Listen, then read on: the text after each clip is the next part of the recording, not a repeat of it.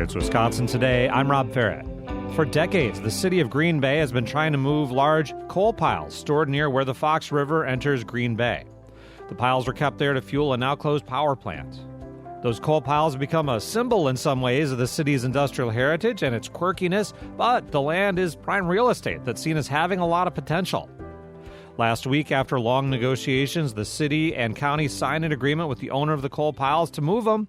Green Bay Mayor Eric Genrich joins us now for a look at the future of the site. Mayor Genrich, thanks a lot for joining us today.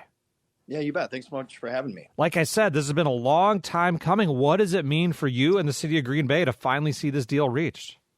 Yeah, it's been a big week for us as a community. Last Thursday, the county board approved the arrangement between C. Rice and the county to relocate C. Rice's coal operations from a near downtown location. About 35 acres is taken up of our downtown waterfront by these coal piles. And what's going to take place as a result of that agreement is the relocation of that operation out to an exclusively industrial area, still on the waterfront, but much better suited for this kind of use. C. Rice is actually going to be consolidating their coal operations onto a site that they currently operate. And then moving some other bulk commodity operations onto that Pulliam power plant site that you referenced in the intro. So, I mean, really pretty transformational for us economically, environmentally, and culturally, and something that mayors going back probably over 70 years have been talking about. I was joined by a couple former mayors, Mayor Schmidt and Mayor Jaden, at that county board meeting last Thursday, and so just really excited that we've been able to work with our county partners, C. Rice. A lot of state and federal dollars and partners made this possible as well. So I think it's just it's a demonstration of what is possible when you have the resources, when you have the partnerships to make something like this happen. I'm going to make a big, I think, understatement here, Mayor Genrich. This site of land has a lot more economic potential than holding up some stacks of coal, right? Yeah, exactly. I mean, we have some preliminary estimates, which I think are pretty conservative, of being able to increase property values by 150 to 200 million. We've been really successful as a city in redeveloping our waterfront over the last couple decades, kind of reorienting ourselves back towards the water as an industrial city by heritage. The way that the Fox River was used historically is not how we want to use it moving forward. We still have a working river here, a really important port that's vital to our industries, but we also appreciate our natural resources and understand the economic and environmental value in really reorienting, like I said, ourselves back towards the Fox River. And so, yes, I mean, it's the potential there is extraordinary, and we're looking forward to partnering with C. Rice on master planning efforts and ultimate redevelopment efforts on that site in the very near future. Now, what is the timeline for having the coal off of there and the land ready to go on to its next chapter?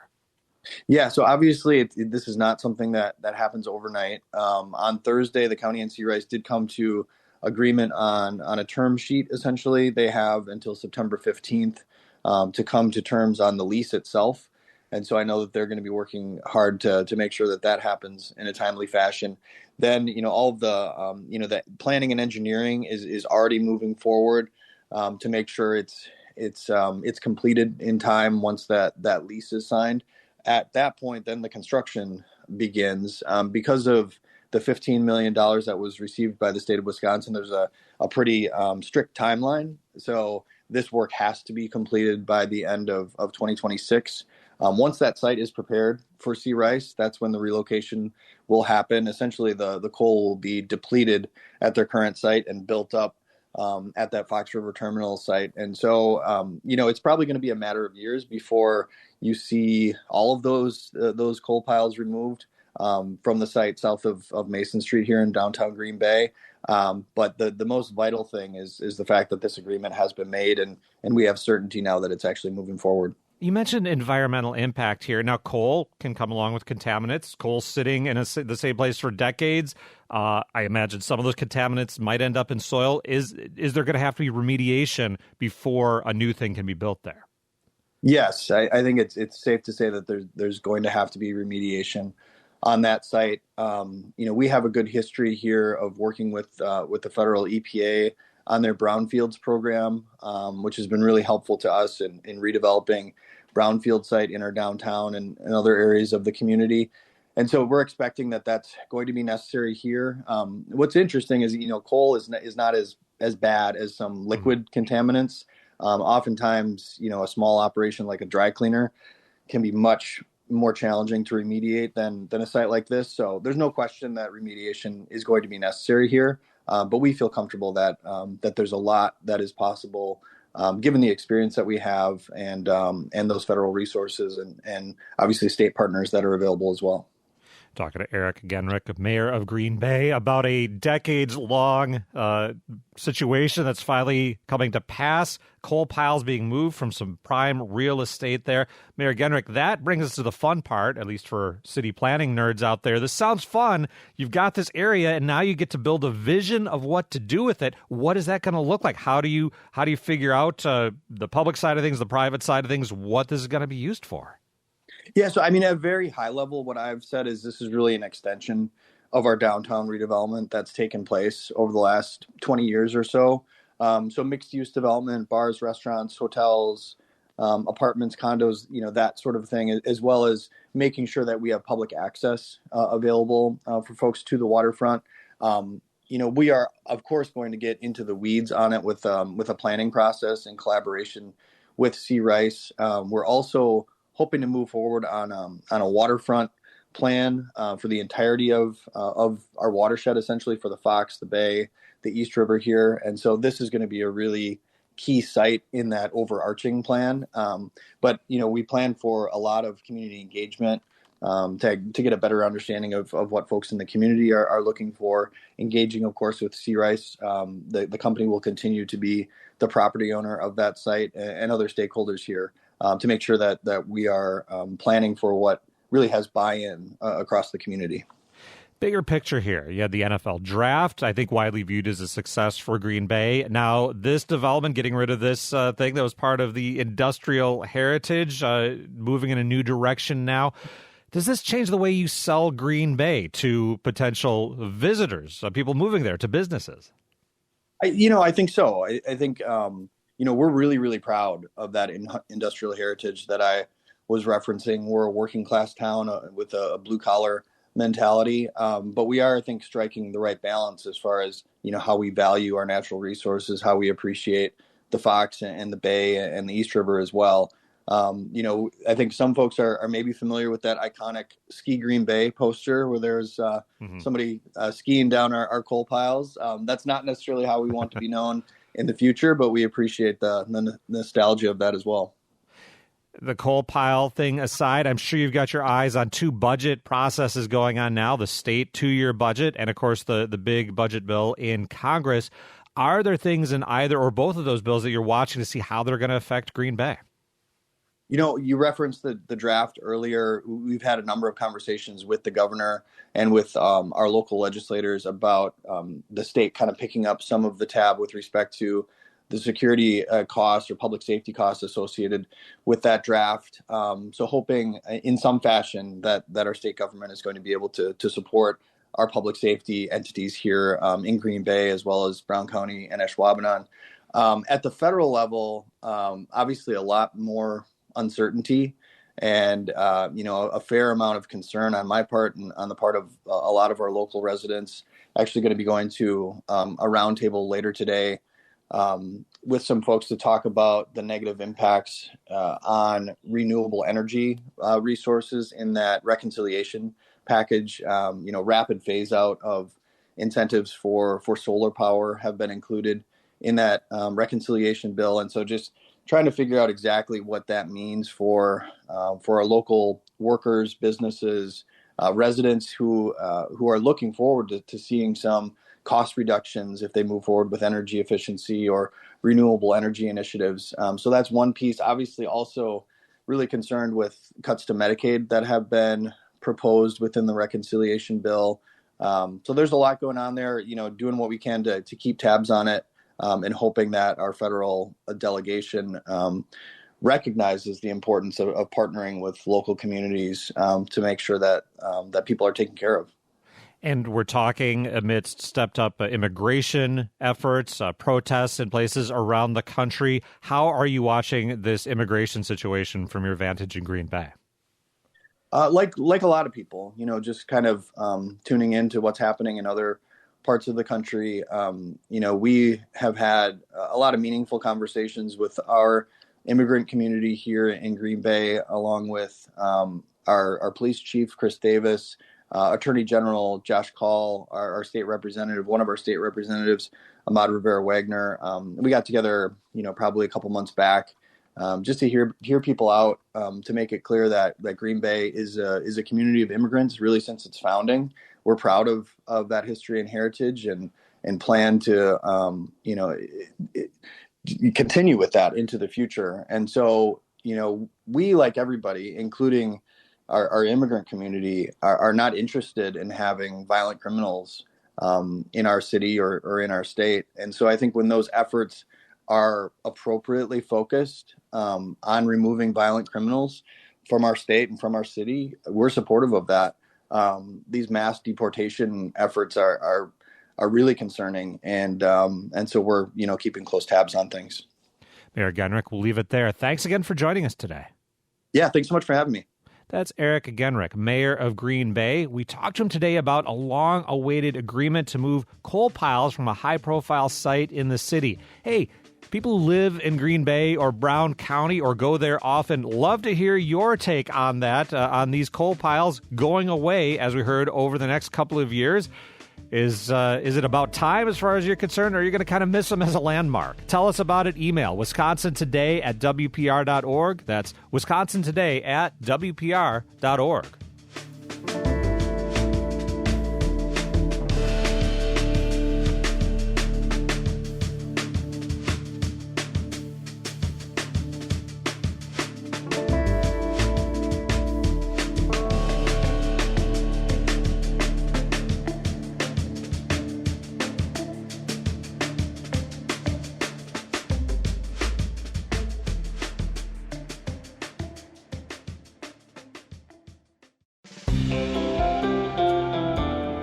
Coming up, find out why state lawmakers and AI experts in Wisconsin are worried about a part of the congressional budget bill that aims to block state laws on AI. It's very dangerous for Congress to try to prevent state governments from taking action to address the very serious challenges that arise with AI.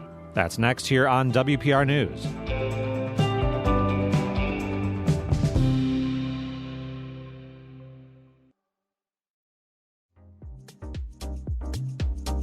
It's Wisconsin Today. I'm Rob Ferret. The Republican federal budget bill includes language that would restrict states' ability to regulate artificial intelligence. The initial bill that passed in the House would ban states from regulating AI for the next 10 years.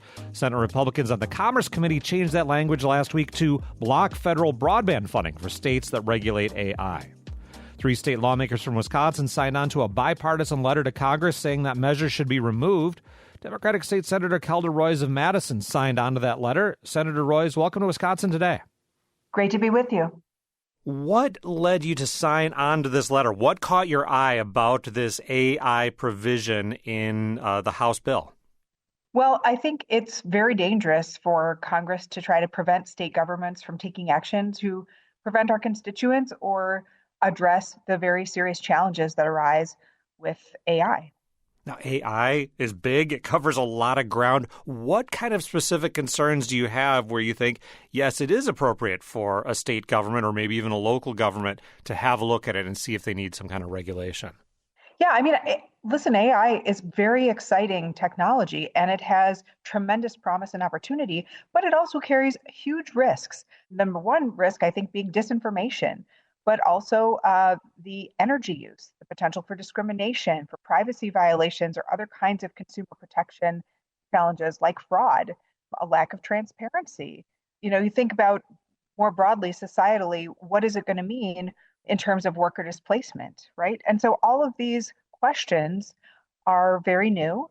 And that's why I think it's very good to have state policymakers saying, hey, for instance, we don't want deep fakes in campaign ads, right?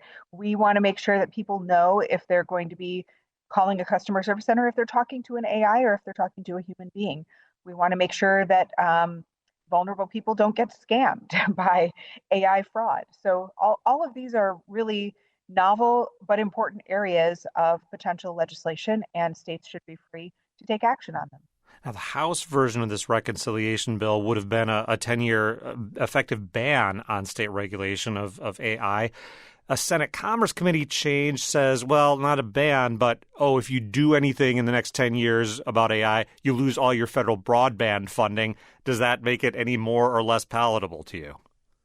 No, I think that's functionally a ban. I mean, the idea is like, if you want your citizens to be connected to the modern world via broadband, then you have to accept totally unregulated AI. That's not acceptable. It is really an example of how corrupt and dysfunctional Congress has become, I think. The idea that Congress is unwilling or unable to address big policy challenges like the transformations that are going to come with AI, and they also want to preempt states from taking action. I think that's really unacceptable, and I don't think that people in Wisconsin or in any other state should accept that state of affairs. Two of your Republican colleagues over on the Assembly side also signed this national letter of state lawmakers. We invited them to join this conversation. They didn't respond to our request. But that said, have you been talking to them or other legislative colleagues here in the state about this provision? Yes, I have, and I've talked with them more generally about AI. And I think, this is an area that is new enough that it hasn't yet settled into sort of predictable partisan patterns, which is good. There's an opportunity there.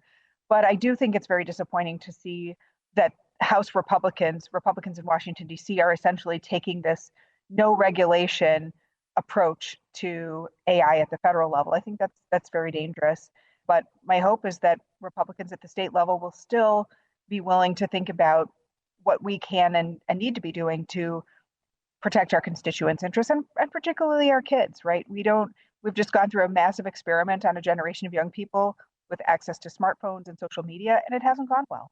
And I would hate to think that we're pounding the air by allowing AI to run rampant over the next generation of young people. I talked to Republican U.S. Senator Ron Johnson last week and asked him about this part of the bill. He said he's also opposed to what at that point was the outright ban on AI regulation by states. I don't like it because it hasn't been discussed. It hasn't been debated. This is an incredibly complex issue. AI, and I'm using it right now just in terms of the budget debate. I'm doing sensitivity analysis on the CBO projection. It's marvelous. It's a great tool, but it could be unbelievably dangerous as well. Some Republicans in the House say they regret having voted for the bill with this provision in it. I won't ask you to predict the future and what comes out of this big bill in Congress, but are you encouraged by hearing some opposition from Republicans who hold the majorities in the federal legislature? I am. I think it's good, but the problem is they already voted for it in the House, and I don't think it's an appropriate defense to say, well, I didn't really read the bill. I didn't know what was in it before I voted in favor of it. Well, maybe you should have slowed down, taken the time to do your job. Any other American would not be able to get away with that in their workplace. And I don't think that Congress should be able to either. All of us have to vote on legislation, and there may be aspects that we agree or disagree with, but the idea that, I didn't know that was in the bill because I didn't actually take the time to do due diligence is not acceptable. We're talking to Democratic State Senator Kelda Roys about her concerns over a bill in Congress, a provision in the rescission bill that would limit states' ability to regulate artificial intelligence. AI, of course, one among many issues you deal with in the legislature, Senator Roys, but assuming the state retains the ability to regulate these things, are there agenda items you'd like to see when it comes to how AI is used, how it's deployed here in Wisconsin? Absolutely. And I think, at the forefront of this is really about transparency and consumer protection, right? Making sure that when someone is interacting with an AI system, that they are aware of that, making sure that there are guardrails around how data is used, privacy protections for people's personal sensitive information, protections against discrimination so that we're not replicating inequalities, and protections especially for children. I think those are really at the top of my list. And then more broadly, figuring out what we can do to reduce the energy use of these AI systems and how we can address some of the consequences for workers and employment. An argument, of course, from industry is, hey, this is an important part of the economy, potentially transformational. We want the United States to be out ahead of it. It's very difficult if we have to say, okay, well, in Illinois, we can do this. In Wisconsin, we can't. Maybe at this county, we could do this county, we can't. These kind of local and state regulations are a roadblock to a potentially important industry. What do you say to that argument?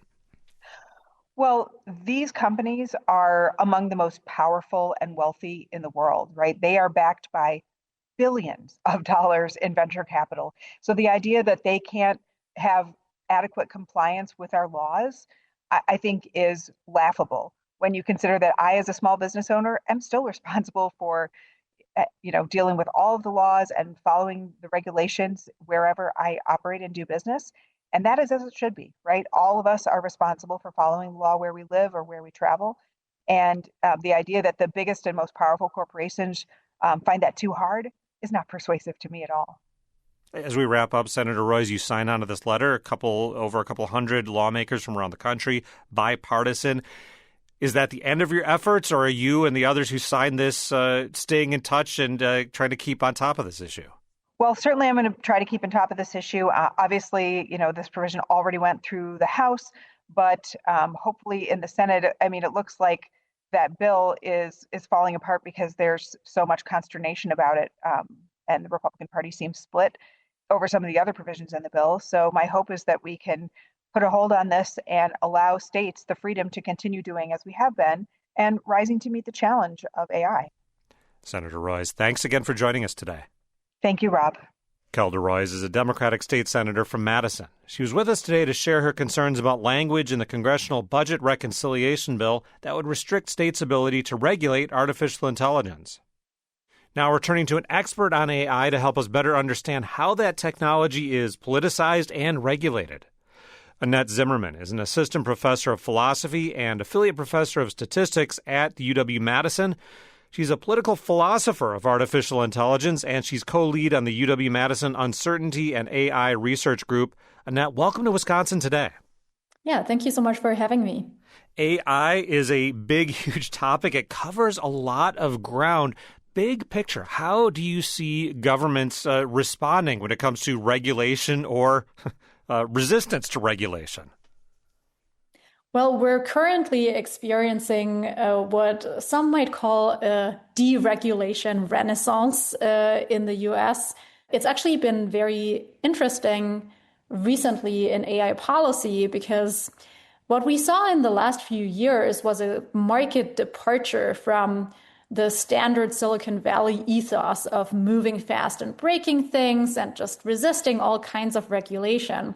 But actually, especially under the Biden administration, there was a lot more of an effort to actually subject AI design and deployment to critical scrutiny and to real regulation. Now, the tide has turned, and we're back in this era of many, many different voices, both in politics and in the tech industry, suddenly calling for much less regulation again. What are some of the issues for everyday people in the United States that they might want to worry about, that they might think, hey, if there isn't regulation, I could be at risk here? Well, I can think of at least three major areas that concern people every day. The first one is just the use of personal data and private information.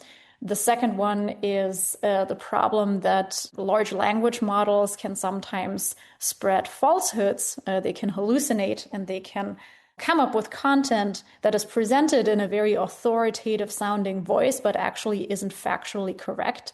And thirdly, and lastly, there is still a problem of different algorithmic tools treating some people differently than others. So this phenomenon of algorithmic discrimination that actually has plagued the AI space over the past years, even before the rise of tools like ChatGPT, is still an unsolved problem. So in many areas, we see that some users have a dramatically different experience than others, and often those differences actually track existing structures of social inequality. So those three problems are obviously a concern for anyone who cares about regulating AI. And if we fail to regulate, those three issues will remain unsolved. Let's tackle each of those in turn. Privacy, first of all. Now, I understand in Europe, for example, there are stronger privacy protections for online data, abilities to opt out of some things. Can you compare and contrast how other countries, maybe the European Union in particular, have tackled regulation and protection of privacy when it comes to AI? Well, the European Union has adopted a notoriously heavy-handed approach to regulation. The positive side of that, of course, is that there are very comprehensive protections in place for ordinary citizens and consumers on EU territory. So there's much more scope for everyday citizens to control what kind of data is being shared with their consent. That doesn't exist in this form in the United States. So the US is still a much less regulated technology space. And in particular, when it comes to cutting edge AI tools, there is no meaningful federal regulation in America right now that comes at all close to the European model. That's privacy. Now, you also mentioned bad information. Well, just last week, I was talking about a bill in our legislature in Wisconsin. I looked online to look up some information about it. I didn't ask for an AI answer, but it gave me a Q&A that told me that this legislation had been passed. It hadn't been passed. It had been introduced just a few days later, but as you said, very authoritative. This exists in Wisconsin. My example is not the only example of this happening. How big a problem is this, and can regulation, how would regulation even work for information, bad information like that? I really like your example because I think it matches what most people experience when they now use Google. And so that's a massive problem. We're now getting this slew of new AI tools that are integrated into other tools that we're familiar with, but now they are AI everything. So they integrate generative AI into decisions and tasks that previously worked without AI. So at the top of every Google search result, we now see this AI-generated summary that we might not necessarily want as everyday users. That can be highly misleading because if you're pressed for time, probably your eyes are going to dart immediately to that first paragraph. So even if there's a little disclaimer on there, hey, tools can hallucinate and they could maybe contain information that isn't entirely accurate, chances are on an everyday basis, you're not going to have the time or the energy to really investigate this. So I worry about the de facto kind of pragmatic effects of quickly deploying all of these AI tools. Even if they have disclaimers in place, that doesn't really solve the problem. And of course, from a kind of top-down regulation perspective, it's also really hard to regulate this. In a way, the problem starts earlier because the problem started when big tech companies decided unilaterally to just slap AI on every single product. And so regulation is playing catch up with all of this. We don't have almost any real framework in place, certainly at the federal level, that can give us a good answer here. We're talking to Annette Zimmerman from the UW-Madison, philosophy and statistics professor there, looking at regulations or lack of same when it comes to artificial intelligence. And that third concern you had mentioned was on kind of replicating inequalities. And this is something people have been talking about when we were talking about algorithms and we weren't using ChatGPT as a phrase or artificial intelligence necessarily, but the idea that we're using these things for maybe criminal sentencing or credit reporting, or the list goes on and on. And if there's stereotypes, if there's discrimination built into the data sets, well, that's what they're going to put out. How big a worry is that? Yeah, so you're totally right that algorithmic bias is actually a bit of an older problem. So even 10 years ago with earlier forms of machine learning, we saw these kinds of biases happening in domains like criminal justice tools, or as you rightly point out, credit lending tools. But this problem still hasn't been solved in the generative AI space. Let me give you just one example. With an earlier iteration of ChatGPT, at the time, it was called GPT-3, came out in 2020. OpenAI put out this research paper kind of critically self-reflecting on some problems with that version of the tool. And it turned out, and OpenAI, to their credit, admitted this very transparently, that GPT-3 predicted very different kinds of content for different kinds of sentences. So if you gave it the prompt, women are ... versus men are ... it would give you vastly different outputs. So what OpenAI did in that paper is they actually gave us a top 10 list of outputs that they would get for these two cases, right? And so in the case of men are ... the most likely completion of that sentence would be something like strong, eccentric, bold. But for women, it was bubbly, naughty, pregnant, and gorgeous. So there's a kind of clear disparity there in terms of what sorts of social stereotypes get replicated at the level of outputs for these kinds of tools. So the minute we use a large language model, we're not using a kind of thinking, living entity. We're using something that works a little bit like a parrot, right? So we replicate the kinds of texts that are already floating around in the world, and those texts, those bits of data are biased. So we see those biases reoccurring. Annette, we'll leave it there. Thanks so much for joining us today. Yeah, thank you for having me. Annette Zimmerman is an assistant professor of philosophy and an affiliate professor of statistics at UW-Madison. She was with us today for a look at the regulation of artificial intelligence, as the congressional budget bill includes language that would restrict states' ability to regulate AI. Earlier, we heard from Democratic State Senator Kelda Roys of Madison, one of 3 Wisconsin state lawmakers who signed a bipartisan letter to Congress opposing that proposal.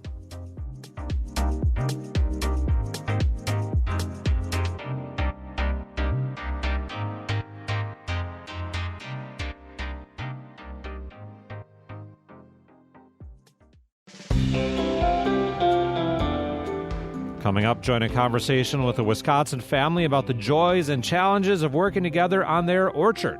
The best times we have together, I kid you not, that's how children say, the best time we have together is when we work together. That's next here on Wisconsin Today.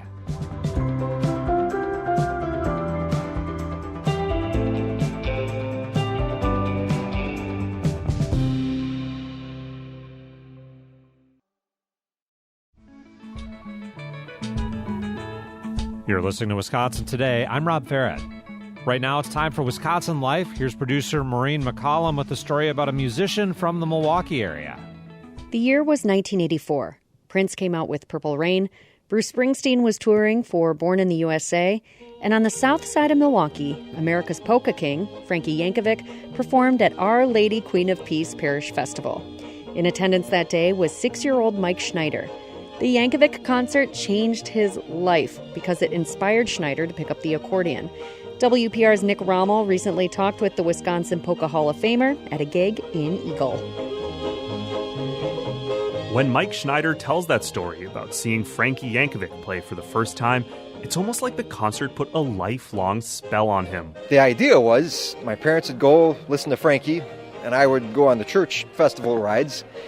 And the instant that I heard Frankie Yankovic play, I just decided I had to play the accordion, and I was so captivated. Just sat there through the whole afternoon and watched Frankie play, and the rest is kind of history, I guess you'd say. I've been playing ever since.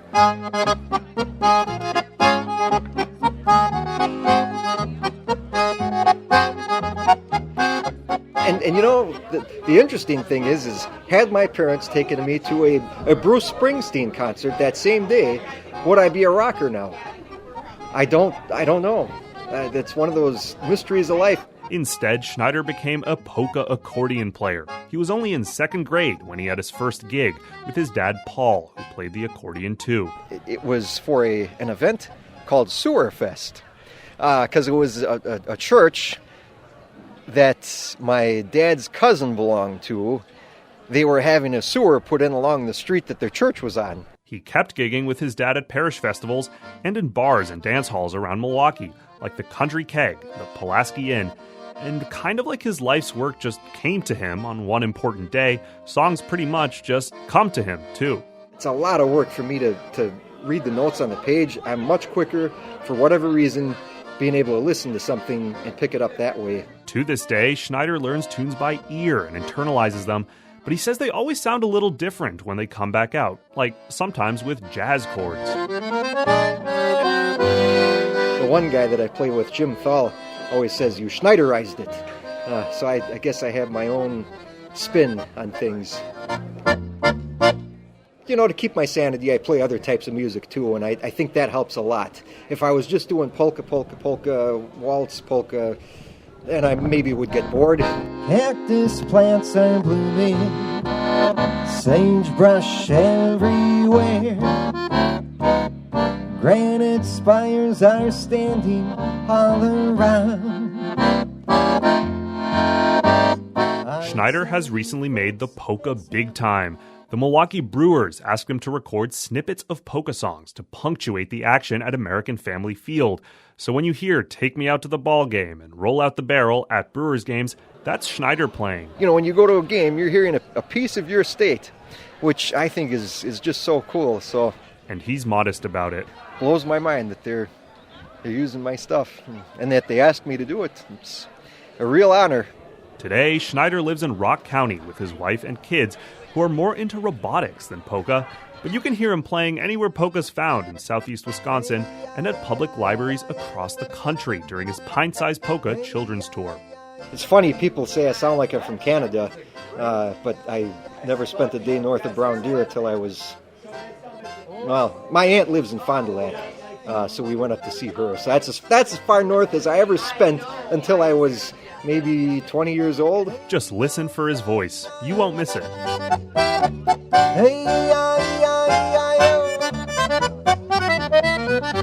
WPR's Nick Rommel brought us that story on polka musician Mike Schneider.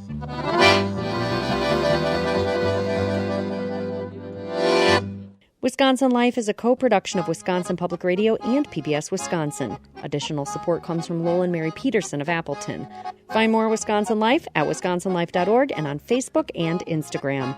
I'm Maureen McCullum.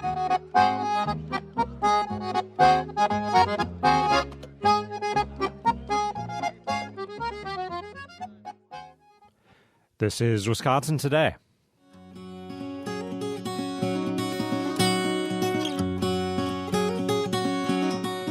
The U.S. Census Bureau counts roughly 58,000 farms in Wisconsin. 95% of those are classified as family farms. Chris and Yuli McGuire run one of those farms. Blue Roof Orchard is an organic apple orchard in Belmont in southwestern Wisconsin. Producer Joe Tarr spoke to the McGuires and their teenage daughter Katie in February to learn what life on a farm is like. Hi, my name is Yuli McGuire. Our farm name is Blue Roof Orchard, and it is by Belmont, Wisconsin, in Lafayette County. I'm Chris McGuire. I farm there with my family. I'm Katie McGuire. I'm their youngest daughter, and I've lived on Blue Roof Orchard my entire life. We're a CSA. And a lot of people don't know what a CSA is, so then I have to explain that, we have members who get a box every week with a variety of apples and things like that. I do basically everything except for spraying and pruning. So in the spring, I help with thinning the apple trees, and then I help train some of the new branches. We usually plant apple trees, and then in the summer, there's a lot of weeding. And I also check, we have insect traps, so I check them and then I record that. And then my dad enters it on the computer for the data. In the fall, we obviously pick apples and then wash them, and then we also pack them for deliveries. My job is to clean the packing shed every week, so I vacuum it. Just odd jobs with building things, or whatever my dad tells me to do is what I do. Who has been the most important person in your farming life? Can you tell me about them? That's pretty easy for you, Chris, so you can start that. I guess I would say my grandfather. He was a lot older. He was 68 when I was born. When I remember him, he was in his late 70s, his 80s, really. So he wasn't actively farming then. And I can't say I learned real tangible, useful things from him as far as like how to, fix a tractor or how to grow anything in particular. But he was influential just in he did talk to me about how much he loved that work and how happy he was that he had done it. And he wasn't a very touchy-feely kind of person. So the fact that he even said that was pretty significant. It's the only time I really remember him talking about his feelings.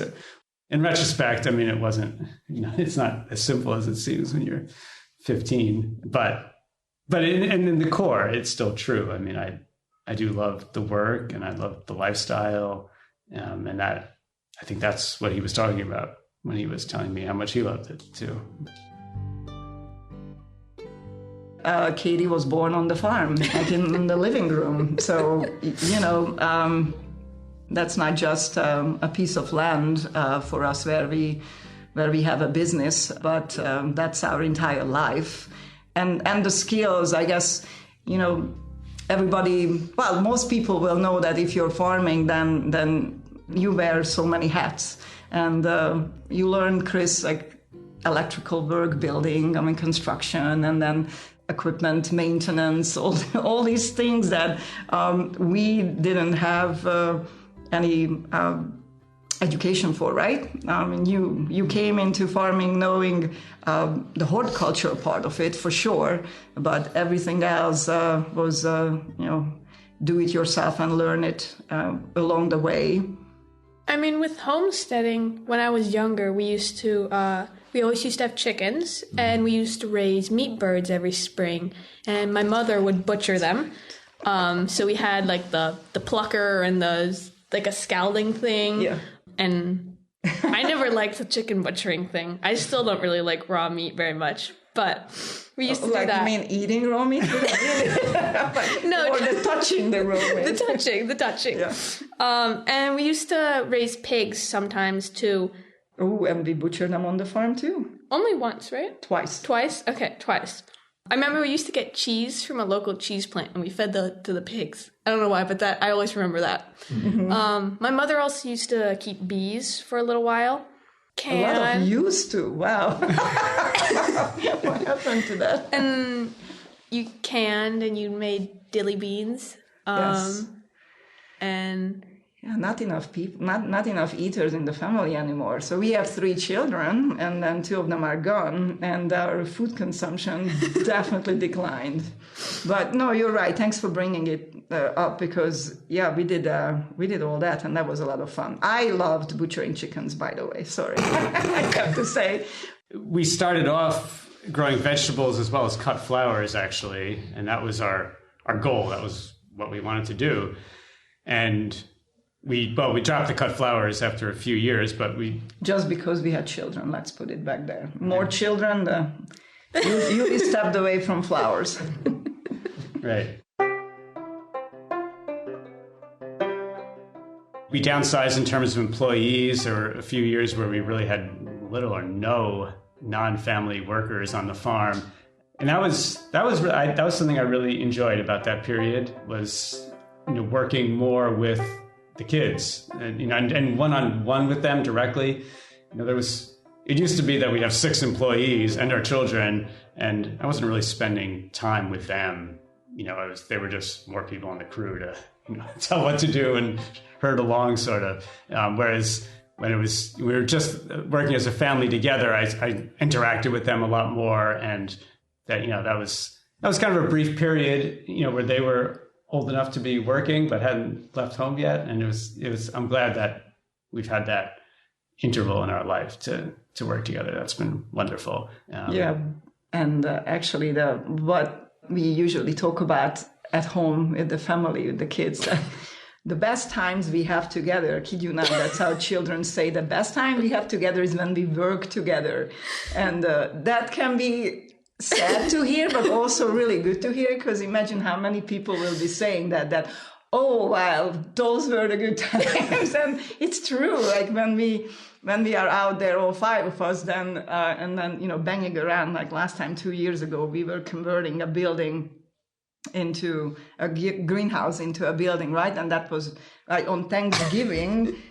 Friday, Thanksgiving, our college-age daughter came home and said, Great, all 5 of us are here together. Guess what? We have to re-roof that greenhouse. And there we were, and working along and laughing and working hard and saying that, wow, that's when we have the best time together when we actually out there working.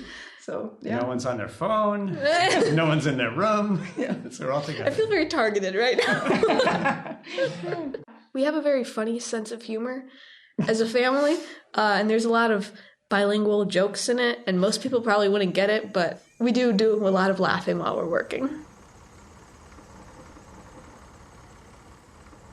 I don't know if I want to be a farmer, because I'm not sure if I would like to handle the sort of business side of being a farmer, but I do like being outside and growing good food. There's a whole side to farming that most people don't think about. It's not just like the farm work outside. You have to find where you're going to sell things and all the business. You're running a business, and I'm not really sure if I would just want to do that, like the office work side of it, or if I'd be very good at it, but I do like working outside a lot. Why I feel it's important what we do comes from eating. I love to eat, and I love good food. So raising that and growing that for not just for our family, but all the other people who are eating it is why I'm proud of it, really. Not because I'm doing great with the environment or, it's just because people are eating used to eat our great vegetables, and now they are eating our apples, and I bring joy to their life, and not just because it's healthy, but it tastes good, and that's why I'm proud of it. I guess also I just would emphasize like how beautiful and sacred and important the work is, growing food for people, working on the land. Yeah, I've been doing it for over 20 years, and I still feel like I'm participating in a miracle all the time. Just seeing how the seasons change and the weather, and how the plants grow and flower and bear fruit, and all it's amazing. And to have an opportunity to be a part of that and help it along and participate in it and witness it is fantastic and unspeakable. Make your children work too, because it really is a good experience, I think. And pay them well. Yes, that's important. Chris and Yuli McGuire run Blue Roof Orchard, an organic apple farm in Belmont. Producer Joe Tarr talked to the McGuires and their daughter Katie in February at the annual Marble Seed Organic Farming Conference in La Crosse. The interview was part of a StoryCorps project in collaboration with the University of Minnesota Duluth journalism program.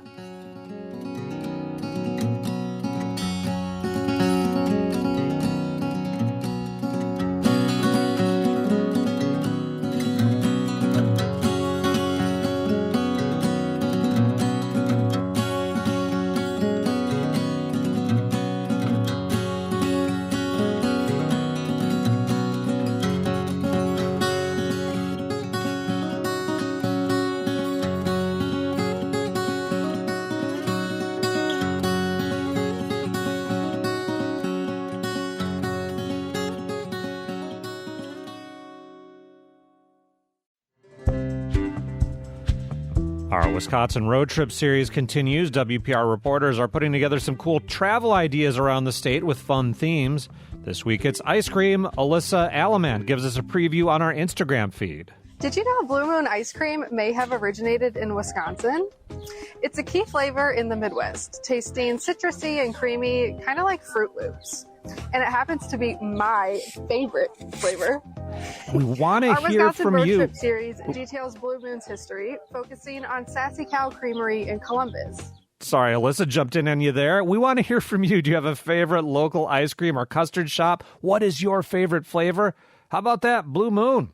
Email wisconsintoday@wpr.org or call or text at 888-642-0232. That's 888-642-0232.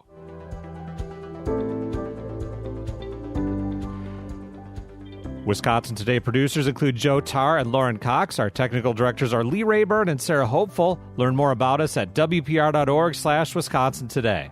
I'm Rob Ferrett. You're listening to WPR News.